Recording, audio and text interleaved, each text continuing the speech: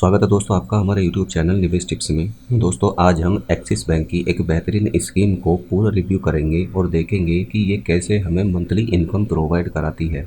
अगर आप इस स्कीम के अंदर एक मुश्त पैसा जमा कर देते हैं, मिनिमम आपको इस स्कीम के अंदर 5000 रुपीज़ जमा करने होते हैं और मैक्सिमम आप जितना चाहें उतना जमा कर सकते हैं। तो अलग अलग अमाउंट पर हमें कितनी मंथली इनकम होगी और साथ ही साथ दोस्तों हमारा जो कैपिटल है यानी हमारा जो फंड है उसके अंदर भी हमें ग्रोथ कैसे देखने को मिलेगी। दोस्तों अक्सर किसी भी मंथली इनकम स्कीम के अंदर जब हम पैसा जमा करते हैं तो उसके अंदर सिर्फ और सिर्फ हमें मंथली इनकम होती है और जो हमारा फंड है यानी कैपिटल है वो हमें ज्यों का त्यों 5 साल के बाद में या 10 साल के बाद में वापस मिल जाता है। लेकिन म्यूचुअल फंड के अंदर अगर आप मंथली इनकम जनरेट करते हैं तो इस पूरे प्रोसेस को SWP यानी सिस्टमेटिक विड्रॉवल प्लान कहते हैं। इसके तहत आपको एक मुश्त पैसा जमा करना होता है, एक पर्टिकुलर पे आउट आपको मंथली बेसिस पर लगाना होता है और फाइनली 5 साल बाद, 10 साल बाद, 20 साल बाद जब भी आप अपने पैसे को वापस निकालते हैं तो आपको पैसा भी बढ़ा हुआ मिलता है। इसके लिए कई सारी टर्म एंड कंडीशंस हैं, यानी आपको कैसे म्यूचुअल फंड सेलेक्ट करना है, कैसे आपको मंथली पे आउट लगाना है, इन सारी बातों का हमें अच्छे से पता होना चाहिए। तो मैं आपको एक बेहतरीन फ़ंड भी बताऊंगा और कितना हमें पे आउट लगाना चाहिए उसके बारे में भी हम दोस्तों डिस्कस करेंगे। जिस फंड के बारे में मैं बात कर रहा हूँ वो है एक्सिस बैंक का एक्सिस ब्लू चिप फंड। ये एक ऐसा फंड है जो ब्लू चिप कैटेगरी को बिलोंग करता है, यानी जो देश की दिग्गज कंपनीज़ हैं उन्हीं के अंदर इस फंड का पैसा इन्वेस्ट किया जाता है। तो यहाँ पर स्मॉल कैप या मिड कैप के कंपैरिजन में वोलेटिलिटी जो है वो थोड़ी कम रहती है, जिसके कारण इसके जो ओवरऑल रिटर्न्स हैं वो काफ़ी अच्छे होते हैं और इसके अंदर हमारा पैसा भी यानी हमारी कैपिटल भी सेफ रहती है। ओवरऑल अगर इस फंड के मैं रिटर्न की बात करूं तो इसने 16.65% के रिटर्न्स दिए हैं।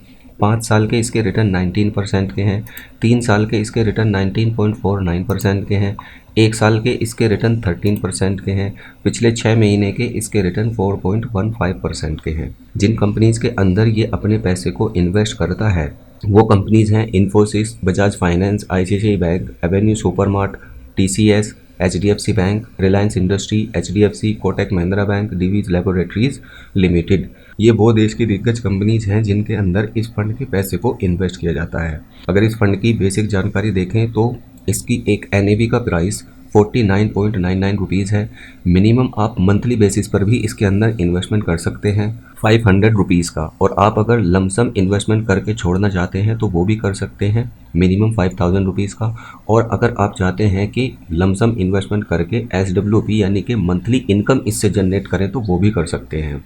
रेटिंग इसकी 5/5 है। फंड साइज इसका 34,000 करोड़ से भी ज़्यादा का है। अब दोस्तों चलते हैं कैलकुलेटर पर और देखते हैं। मान लीजिए आप इस फंड के अंदर 5 लाख रुपए का निवेश कर देते हैं तो किसी भी सिस्टमेटिक विड्रॉवल प्लान लगाने के लिए किसी भी स्कीम के अंदर आपको सबसे पहले एक ऐसा फंड तलाशना है जिस फंड के अंदर आपको रिटर्न एटलीस्ट 15% या उससे ज़्यादा के मिल जाए। और ऐसा फंड हमें कैसे मिलेगा, इस बात की श्योरिटी हमें इस बात से मिलेगी कि वो फंड कितना पुराना है और जब से वो स्कीम शुरू हुई है तब से लेकर आज तक उसने कितने % के रिटर्न्स मेंटेन करके रखे हैं। अगर कोई फंड 10 साल, 15 साल या उससे ज़्यादा पुराना है और उसने 15% या उससे ज़्यादा के रिटर्न्स मेंटेन करके रखे हैं तो हम ये एक्सपेक्ट कर सकते हैं कि ये फंड आगे भी हमें इसी तरह के रिटर्न्स प्रोवाइड कराएगा।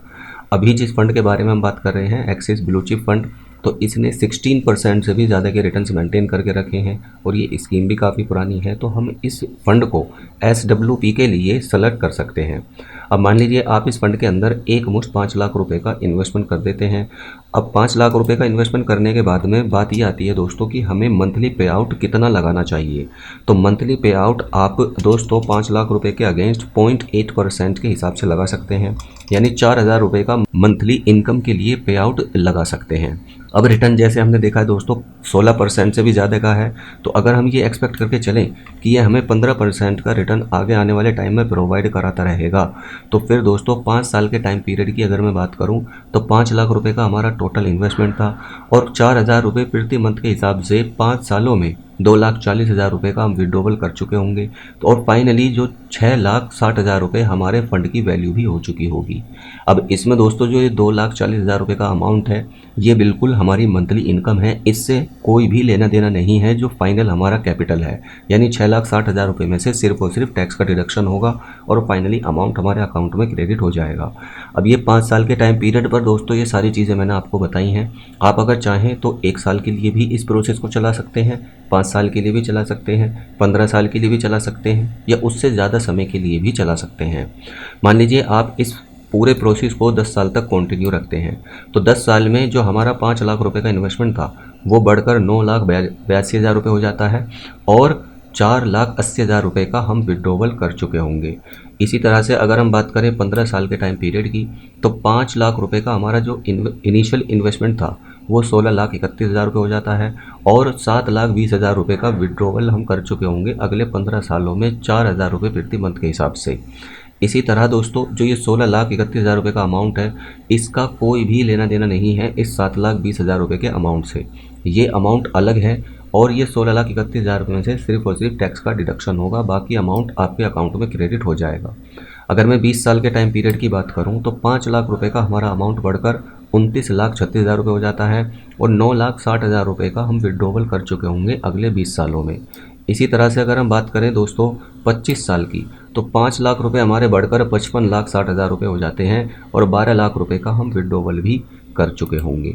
सो गाइज, अगर आप भी मंथली इनकम जनरेट करना चाहते हैं और अपने फंड में भी ग्रोथ देखना चाहते हैं, तो फिर आप किसी भी म्यूचुअल फंड के अंदर जो SWP को अलाउ करता है उसके अंदर एकमुश्त पैसा जमा करके आप मंथली विड्रॉवल लगा सकते हैं और डुअल बेनिफिट्स यानी अपने फंड में भी ग्रोथ ला सकते हैं और मंथली इनकम में भी दोस्तों आपको एक फिक्स इनकम होती रहेगी।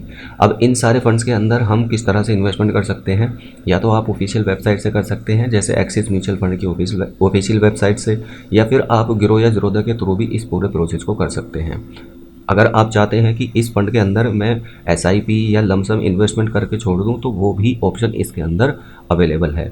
अगर आप खुद से इन्वेस्टमेंट करेंगे तो आपका इन्वेस्टमेंट डायरेक्ट कैटेगरी में होगा, रेगुलर में नहीं होगा। उसका एडवांटेज ये होता है कि आप जितना भी आपका फंड ग्रो करेगा उसका लाभ सिर्फ और सिर्फ आपको मिलेगा। और अगर आप करना चाहते हैं खुद से इन्वेस्टमेंट, तो आपके पास में पैन कार्ड, आधार कार्ड और नेट बैंकिंग होनी चाहिए। उसके बाद आप ग्रो या ज़ीरोधा के अंदर अपना डीमैट अकाउंट ओपन करके इसके अंदर इन्वेस्टमेंट कर सकते हैं और किसी भी तरह का कोई ब्रोकरेज चार्जेस यहाँ पर या किसी भी तरह का कोई कमीशन देने की ज़रूरत बिल्कुल भी नहीं होती है। डिस्क्रिप्शन बॉक्स में नीचे ग्रो और ज़ीरोधा दोनों के लिंक हैं। इवन ग्रो के अंदर आप फ्री ऑफ कॉस्ट अपना अकाउंट ओपन कर सकते हैं, डीमैट अकाउंट, उसका भी कोई चार्ज नहीं है और एनुअल मेंटेनेंस चार्जेस भी फ्री है। वहीं अगर आप ज़ीरोधा के अंदर करते हैं तो वहाँ पर आपको दोस्तों लगभग 250 रुपीज़ प्लस GST का चार्ज लगता है।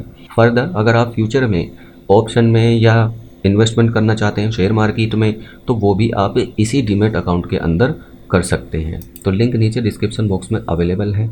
धन्यवाद।